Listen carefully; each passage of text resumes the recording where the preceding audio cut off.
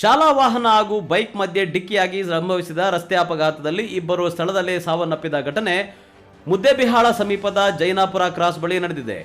ಚವನಬಾವಿ ಗ್ರಾಮದ ಶಿವಪ್ಪ ಹಣಮಪ್ಪ ಪೂಜಾರಿ ಮತ್ತು ಸಂಗಪ್ಪ ಬಸಪ್ಪ ಪೂಜಾರಿ ಇಬ್ಬರು ಸಾವನ್ನಪ್ಪಿದ ದುರ್ದೈವಿಗಳು. ಅಪಘಾತದ ರಭಸಕ್ಕೆ ಒಬ್ಬನ ಕಾಲು ತುಂಡರಿಸಿ ಬಿದ್ದಿದ್ದು ಅಪಘಾತದ ಭೀಕರತೆಗೆ ಸಾಕ್ಷಿಯಾಗಿತ್ತು. ಚವನಬಾವಿ ರೇವಣೆ ಸಿದ್ದೇಶ್ವರ ಪ್ರಾಥಮಿಕ ಶಾಲೆಯ ವಾಹನ ವಿದ್ಯಾರ್ಥಿಗಳನ್ನು ತುಂಬಿಕೊಂಡು ನಾಲತವಾಡದಿಂದ ಚವನಬಾವಿ ಗ್ರಾಮದ ಶಾಲೆಯ ಕಡೆಗೆ ಬರುತ್ತಿತ್ತು. ಚವನಬಾವಿಯಿಂದ ನಾಲತವಾಡದ ಕಡೆಗೆ ಬೈಕ್ ಸವಾರರು ತೆರಳಿದ್ದರು. ಘಟನಾ ಸ್ಥಳಕ್ಕೆ ಸಿಪಿಐ ಆನಂದ್ ವಾಗಮೋಡೆ, ಪಿಎಸ್ಐ ರೇಣುಕಾ ಜಕ್ಕನೂರ ಭೇಟಿ ನೀಡಿದ್ದಾರೆ. ಮುದ್ದೇಬಿಹಾಳ ಪೊಲೀಸ್ ಠಾಣೆಯಲ್ಲಿ ಪ್ರಕರಣ ದಾಖಲಾಗಿದೆ.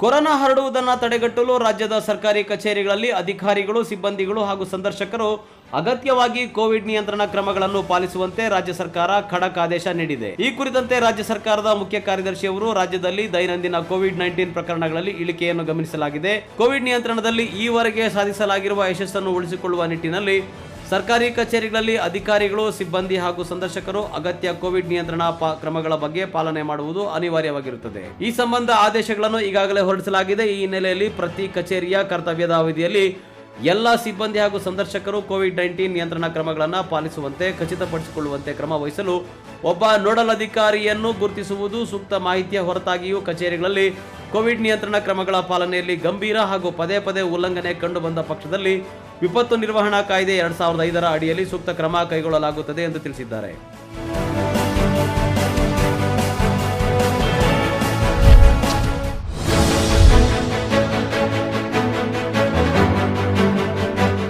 ಐದರಿಂದ 11 ವರ್ಷದೊಳಗಿನ ಮಕ್ಕಳಿಗೆ ನೀಡಲಾಗುವ ಕಿಡ್ ಸೈಜ್ ಫೈಜರ್ ಲಸಿಕೆಗಳನ್ನು ಮಕ್ಕಳಿಗೆ ನೀಡಲು ಸರ್ಕಾರದ ಸಲಹಾ ಸಮಿತಿ ಸಮ್ಮತಿಸಿರುವುದರಿಂದ ಅಮೆರಿಕ ಶೀಘ್ರದಲ್ಲೇ ಮಕ್ಕಳ ಲಸಿಕಾ ಆಂದೋಲನ ಕೈಗೆತ್ತಿಕೊಳ್ಳಲು ತೀರ್ಮಾನಿಸಿದೆ. ಈಗಾಗಲೇ ಲಸಿಕೆ ಪಡೆದಿರುವ ಕೆಲ ವಯಸ್ಕರಿಗೆ ಅಡ್ಡ ಪರಿಣಾಮಗಳು ಎದುರಾಗಿವೆ. ಹೀಗಾಗಿ ಮಕ್ಕಳಿಗೆ ಕಡಿಮೆ ಸಾಮರ್ಥ್ಯದ ಲಸಿಕೆ ನೀಡುವ ಅವಶ್ಯಕತೆ ಇದೆ ಎಂದು ತಜ್ಞರು ಅಭಿಪ್ರಾಯಪಟ್ಟಿರೋದ್ರಿಂದ ಫೈಜರ್ ಸಂಸ್ಥೆ ಮಕ್ಕಳ ಆರೋಗ್ಯಕ್ಕೆ ಸಹಕಾರಿಯಾಗುವಂತಹ ಲಸಿಕೆಗಳನ್ನು ಸಿದ್ಧಪಡಿಸಿದೆ. ನಾವು ಏನೇ ಪ್ರಯತ್ನ ಮಾಡಿದರೂ ವೈರಾಣು ನಾಶಪಡಿಸಲು ಸಾಧ್ಯವಾಗುತ್ತಿಲ್ಲ. ಹೀಗಾಗಿ ನಾವು ವೈರಸ್ನೊಂದಿಗೆ ಬದುಕಲು ಮಾರ್ಗ ಕಂಡು ಹಿಡಿದುಕೊಳ್ಳಬೇಕಾಗಿದೆ ಎಂದು ಅರ್ಕಾನ್ಸಾಸ್ ವಿಶ್ವವಿದ್ಯಾಲಯದ ಸಲಹೆಗಾರ ಜೆನೆಟ್ಟೆ ಲೀ ಹೇಳಿದ್ದಾರೆ.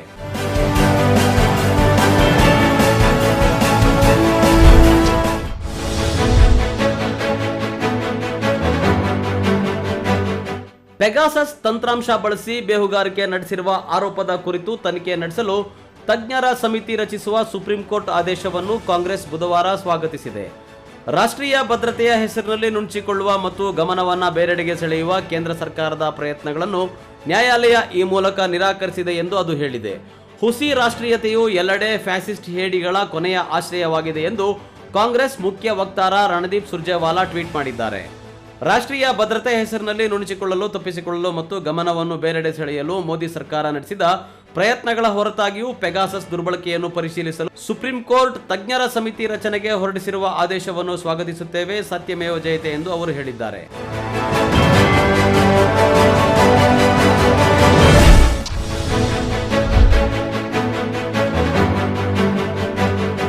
ರಾಜ್ಯಕ್ಕೆ ಈಶಾನ್ಯ ಮಾರುತಗಳು ಪ್ರವೇಶವಾಗಿದ್ದು ಬೆಂಗಳೂರು ನಗರ ಸೇರಿದಂತೆ ದಕ್ಷಿಣ ಒಳನಾಡಿನ ಜಿಲ್ಲೆಗಳಲ್ಲಿ ಹೆಚ್ಚು ಮಳೆಯಾಗುವ ಸಾಧ್ಯತೆ ಇದೆ. ಇಂದಿನಿಂದ ಹಿಂಗಾರು ಮಳೆ ಆರಂಭವಾಗಿದ್ದು ಆ ಹಿಂಗಾರು ಮಾರುತಗಳು ಬೆಂಗಳೂರು ನಗರ ಸೇರಿದಂತೆ ದಕ್ಷಿಣ ಒಳನಾಡಿನಲ್ಲಿ ಹೆಚ್ಚಿನ ಮಳೆಗೆ ಕಾರಣವಾಗಲಿದೆ. ಹೀಗಾಗಿ ಅಕ್ಟೋಬರ್ 29-30ಕ್ಕೆ 15 ಜಿಲ್ಲೆಗಳಲ್ಲಿ ಮಳೆಯ ಯೆಲ್ಲೋ ಅಲರ್ಟ್ ಘೋಷಿಸಲಾಗಿದೆ. ಉತ್ತರ ಕನ್ನಡ, ದಕ್ಷಿಣ ಕನ್ನಡ, ಉಡುಪಿ, ಬೆಂಗಳೂರು ನಗರ, ಗ್ರಾಮಾಂತರ, ಹಾಸನ, ತುಮಕೂರು, ಕೊಡಗು, ಮಂಡ್ಯ, ಮೈಸೂರು, ರಾಮನಗರ ಜಿಲ್ಲೆಗಳಲ್ಲಿ ಅತ್ಯಧಿಕ ಮಳೆ ಸಾಧ್ಯತೆ ಇದ್ದು ಕರಾವಳಿ ಮತ್ತು ದಕ್ಷಿಣ ಒಳನಾಡಿನ ಕೆಲವು ಜಿಲ್ಲೆಗಳಲ್ಲಿ ಗುಡುಗು ಮಿಂಚು ಸಹಿತ ಹೆಚ್ಚು ಮಳೆ ಸುರಿಯುವ ಎಚ್ಚರಿಕೆ ನೀಡಲಾಗಿದೆ.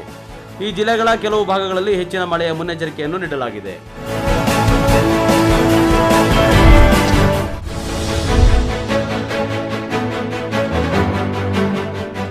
ಭಾರತ ಮೂಲದ ಅನಿತಾ ಆನಂದ್ ಅವರು ಕೆನಡಾದ ರಕ್ಷಣಾ ಸಚಿವರಾಗಿ ಆಯ್ಕೆಯಾಗಿದ್ದಾರೆ. ರಕ್ಷಣಾ ಸಚಿವೆಯಾಗಿರುವ 54 ವರ್ಷದ ಅನಿತಾಗೆ ಇಲಾಖೆಯಲ್ಲಿ ಹಲವಾರು ತೊಡಕುಗಳು, ಸಮಸ್ಯೆಗಳು ಇದ್ದು ಇವನ್ನೆಲ್ಲ ಹೇಗೆ ನಿಭಾಯಿಸಿಕೊಂಡು ಹೋಗುತ್ತಾರೆ ಎಂಬುದನ್ನು ಕಾದು ನೋಡಬೇಕಾಗಿದೆ. ಒಂಟಾರಿಯೋ ಪ್ರಾಂತ್ಯವನ್ನು ಅನಿತಾ ಆನಂದ್ ಪ್ರತಿನಿಧಿಸುತ್ತಿದ್ದಾರೆ. ಪ್ರಧಾನಿ ಜಸ್ಟಿನ್ ಟ್ರೂಡೋ ಸಂಪುಟ ಪುನರ್ರಚನೆಯಾದ ಕಾರಣ ಅನಿತಾರನ್ನು ರಕ್ಷಣಾ ಸಚಿವ ಸ್ಥಾನಕ್ಕೆ ಆಯ್ಕೆ ಮಾಡಲಾಗಿದೆ.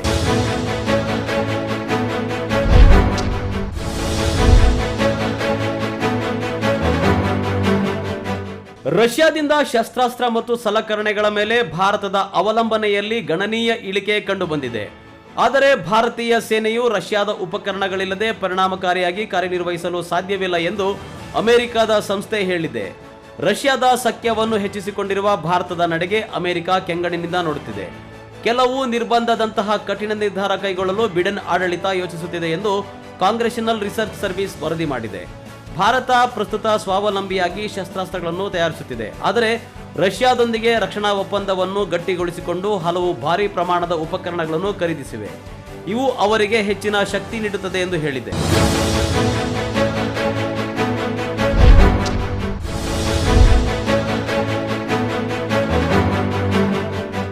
ಕಾಂಗ್ರೆಸ್ನ ಹಿರಿಯ ನಾಯಕ ಮಲ್ಲಿಕಾರ್ಜುನ ಖರ್ಗೆ ಅವರ ಮೊಮ್ಮಗಳು ಬಂಟ್ವಾಳ ವೀರಕಂಬ ಮೂಲದ ಯುವಕನನ್ನು ವರಿಸಿದ್ದು ಅಕ್ಟೋಬರ್ 25ರಂದು ಬೆಂಗಳೂರು ಅರಮನೆ ಸಭಾಂಗಣದಲ್ಲಿ ಅದ್ದೂರಿ ವಿವಾಹ ನಡೆದಿದೆ. ವೀರಕಂಬ ಗ್ರಾಮದ ಗಿಳ್ಕಿಂಜದ ಎಟಿ ಹರಿಶಂಕರ ವಿಜಯಲಕ್ಷ್ಮಿ ಅವರ ಪುತ್ರ ಪಾಣಿನಿ ಭಟ್ ಅವರು ಮಲ್ಲಿಕಾರ್ಜುನ ಖರ್ಗೆ ಅವರ ಮೊಮ್ಮಗಳು ಪ್ರಾರ್ಥನಾ ಅವರನ್ನು ವರಿಸಿದ್ದಾರೆ. ಜಯಶ್ರೀ ಹಾಗೂ ರಾಧಾಕೃಷ್ಣ ಅವರ ಪುತ್ರಿ ಪ್ರಾರ್ಥನಾ. ಪಾಣಿನಿ ಭಟ್ ಮತ್ತು ಪ್ರಾರ್ಥನಾ ಇಬ್ಬರು ಕೂಡ ನ್ಯಾಯವಾದಿಗಳಾಗಿದ್ದು ಸಂಸ್ಥೆಯೊಂದರಲ್ಲಿ ಕೆಲಸಕ್ಕಿದ್ದು ಪರಸ್ಪರ ಪ್ರೀತಿಸುತ್ತಿದ್ದರು. ತಮ್ಮ ಪ್ರೀತಿಯ ವಿಷಯವನ್ನು ಎರಡೂ ಕುಟುಂಬಗಳಿಗೆ ತಿಳಿಸಿ ಮದುವೆಗೆ ಒಪ್ಪಿಸಿದ್ದಾರೆ. ದಲಿತ ವರ್ಗದ ಹುಡುಗಿಯನ್ನು ಹವ್ಯಕ ಬ್ರಾಹ್ಮಣ ಕುಟುಂಬದ ಸೊಸೆಯಾಗಿ ಸ್ವೀಕರಿಸಿದ್ದು ಎರಡೂ ಕುಟುಂಬಗಳ ಸಮ್ಮತಿಯಿಂದ ಅದ್ದೂರಿಯಿಂದ ಮದುವೆ ಕಾರ್ಯ ಜರುಗಿದೆ. ಸಮಾರಂಭದಲ್ಲಿ ರಾಷ್ಟ್ರ ಮತ್ತು ರಾಜ್ಯದ ಗಣ್ಯರು ಪಾಲ್ಗೊಂಡಿದ್ದರು.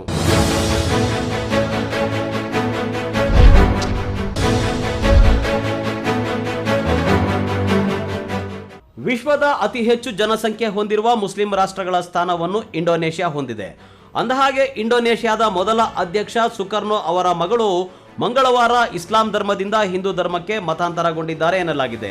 ಬಾಲಿಯ ಬುಲೆಲಿಂಗ್ ರಿಜೆನ್ಸಿಯಲ್ಲಿರುವ ಸುಕರ್ನೋ ಸೆಂಟರ್ ಹೆರಿಟೇಜ್ ಏರಿಯಾದಲ್ಲಿ ನಡೆದ ಸಮಾರಂಭದಲ್ಲಿ 69 ವರ್ಷದ ಸುಕ್ಮಾವತಿ ಸುಕರ್ಣ ಪುತ್ರಿ ಸುದಿ ವಡಾನಿ ಎಂಬ ಆಚರಣೆಯಲ್ಲಿ ಹಿಂದೂ ಧರ್ಮಕ್ಕೆ ಮತಾಂತರಗೊಂಡರು ಎನ್ನಲಾಗಿದೆ.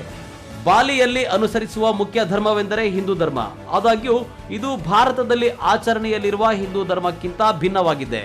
ಸುಕ್ಮಾವತಿಯ ನಿರ್ಧಾರದ ಬಗ್ಗೆ ಮಾಹಿತಿ ನೀಡಿದ ಸುಕ್ಮಾವತಿಯ ವಕೀಲರು 69 ವರ್ಷದ ಸುಕ್ಮಾವತಿ ಸುಕರ್ಣ ಪುತ್ರಿ ಹಿಂದೂ ಧರ್ಮಶಾಸ್ತ್ರದ ಎಲ್ಲ ಆಚರಣೆಗಳು ಮತ್ತು ಸಿದ್ಧಾಂತಗಳ ಬಗ್ಗೆ ವ್ಯಾಪಕ ಜ್ಞಾನವನ್ನು ಹೊಂದಿದ್ದಾರೆ ಎಂದು ಹೇಳಿದರು.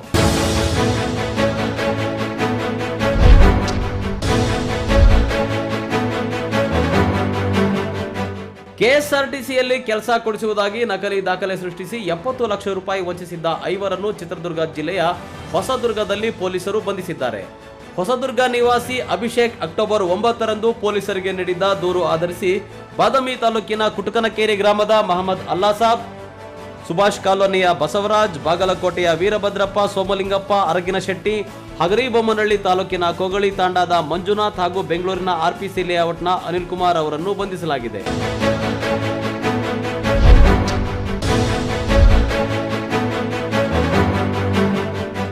ದೀಪಾವಳಿ ಹಬ್ಬ ಎಂದರೆ ಎಲ್ಲೆಡೆ ಪಟಾಕಿಗಳ ಸಂಭ್ರಮ. ಪಟಾಕಿ ಹೊಡೆದು ದೀಪಾವಳಿಯನ್ನು ಸಂಭ್ರಮಿಸುವ ಸಲುವಾಗಿ ಪಟಾಕಿ ಖರೀದಿಗೆ ಹೋದ ಐವರು ಪಟಾಕಿ ಅಂಗಡಿಯಲ್ಲಿಯೇ ಸಜೀವವಾಗಿ ದಹಿಸಿ ಹೋದ ದಾರುಣ ಘಟನೆ ತಮಿಳುನಾಡಿನ ಕಲ್ಲುಕುರ್ಚಿ ಜಿಲ್ಲೆಯ ಶಂಕರಪುರದಲ್ಲಿ ನಡೆದಿದೆ. ಘಟನೆಯಲ್ಲಿ 10ಕ್ಕೂ ಹೆಚ್ಚು ಮಂದಿ ಗಾಯಗೊಂಡಿದ್ದು ಕೆಲವರ ಸ್ಥಿತಿ ಚಿಂತಾಜನಕವಾಗಿದೆ. ಪಟಾಕಿ ಖರೀದಿಗೆ ಈ ಅಂಗಡಿಯಲ್ಲಿ ಭಾರಿ ಸಂಖ್ಯೆಯಲ್ಲಿ ಜನರು ಸೇರಿದ್ದರು. ಇದ್ದಕ್ಕಿದ್ದಂತೆಯೇ ಬೆಂಕಿ ಸ್ಫೋಟಗೊಂಡಿದೆ. ಏನಾಯಿತು ಎಂದು ನೋಡುವಷ್ಟರಲ್ಲಿಯೇ ಬೆಂಕಿ ಕೆನ್ನಾಲಿಗೆ ಚಾಚಿ ಅಕ್ಕಪಕ್ಕದ ಅಂಗಡಿಗೂ ಹೊತ್ತಿಕೊಂಡಿದೆ. ಅಂಗಡಿಯಲ್ಲಿ ಇರಿಸಿದ್ದ ಸಿಲಿಂಡರ್ ಕೂಡ ಸ್ಫೋಟಗೊಂಡಿದ್ದರಿಂದ ಹೆಚ್ಚಿನ ಅನಾಹುತವಾಗಿದೆ. ಕೂಡಲೇ ಅಗ್ನಿಶಾಮಕ ದಳದ ಸಿಬ್ಬಂದಿ ಬಂದರೂ ಐವರು ಅದಾಗಲೇ ಮೃತಪಟ್ಟಿದ್ದರು. ರಕ್ಷಣಾ ಕಾರ್ಯಾಚರಣೆ ನಡೆಸಿ ಕೆಲವರನ್ನು ರಕ್ಷಿಸಲಾಗಿದ್ದು ಗಾಯಾಳುಗಳನ್ನು ಆಸ್ಪತ್ರೆಗೆ ಸಾಗಿಸಲಾಗಿದೆ.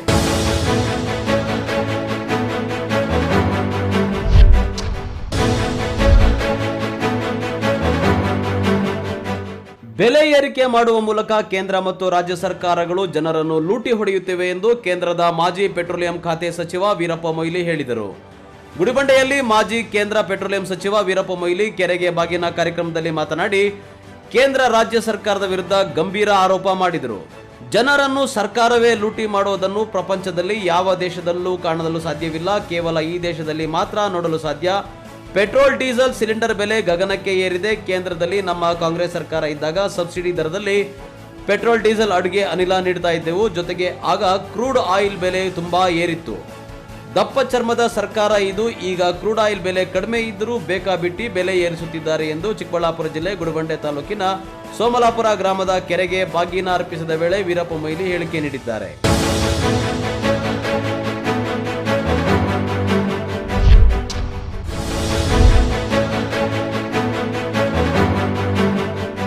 ಇಂಗ್ಲೆಂಡ್ ಸೇರಿದಂತೆ ಜಗತ್ತಿನ ಹಲವು ರಾಷ್ಟ್ರಗಳಲ್ಲಿ ವ್ಯಾಪಕವಾಗಿ ಹಬ್ಬುತ್ತಿರುವ ಡೆಲ್ಟಾ ರೂಪಾಂತರಿ ವೈರಸ್ AY4.2 ಕರ್ನಾಟಕಕ್ಕೆ ಕಾಲಿಟ್ಟಿದ್ದು ಸೋಂಕಿತರ ಸಂಖ್ಯೆ 7ಕ್ಕೆ ಏರಿಕೆಯಾಗಿದೆ. ಬೆಂಗಳೂರು ಸೇರಿದಂತೆ ರಾಜ್ಯದಲ್ಲಿ ಕೊರೋನಾ ಸೋಂಕು ಪ್ರಮಾಣ ಕಡಿಮೆ ಆಗುತ್ತಿರುವ ನಡುವೆ ಡೆಲ್ಟಾ ರೂಪಾಂತರಿ ವೈರಸ್ ಸಂಖ್ಯೆಯಲ್ಲಿ ಹೆಚ್ಚಳ ಕಂಡುಬರುತ್ತಿದೆ. ಬೆಂಗಳೂರಿನಲ್ಲಿ ಹೊಸದಾಗಿ 3ರಲ್ಲಿ ಈ ಸೋಂಕು ಕಾಣಿಸಿಕೊಂಡಿದ್ದು ರಾಜ್ಯದಲ್ಲಿ 7 ಮಂದಿಯಲ್ಲಿ ಈ ಸೋಂಕು ಕಾಣಿಸಿಕೊಂಡಿದೆ. ಡೆಲ್ಟಾ ವೈರಸ್ ಈಗಾಗಲೇ ಇಂಗ್ಲೆಂಡ್, ಡೆನ್ಮಾರ್ಕ್, ಜರ್ಮನಿ, ಐರ್ಲೆಂಡ್ ಅಲ್ಲದೆ ಹಲವು ಯುರೋಪ್ ರಾಷ್ಟ್ರಗಳಲ್ಲಿ ಹಬ್ಬುತ್ತಿದೆ. ರಾಜ್ಯದಲ್ಲಿ ಡೆಲ್ಟಾ ವೈರಸ್ ಸೋಂಕು ಕಾಣಿಸಿಕೊಂಡವರ ಪೈಕಿ 2 ಆಸ್ಪತ್ರೆಗೆ ದಾಖಲಿಸಲಾಗಿದ್ದು ಯಾವುದೇ ಸಾವು ವರದಿಯಾಗಿಲ್ಲ ಎಂದು ರಾಜ್ಯ ಆರೋಗ್ಯ ಮತ್ತು ಕುಟುಂಬ ಕಲ್ಯಾಣ ಆಸ್ಪತ್ರೆಗೆ ದಾಖಲಿಸಲಾಗಿದ್ದು ಯಾವುದೇ ಸಾವು ವರದಿಯಾಗಿಲ್ಲ ಎಂದು ರಾಜ್ಯ ಆರೋಗ್ಯ ಮತ್ತು ಕುಟುಂಬ ಕಲ್ಯಾಣ ಇಲಾಖೆ ತಿಳಿಸಿದೆ.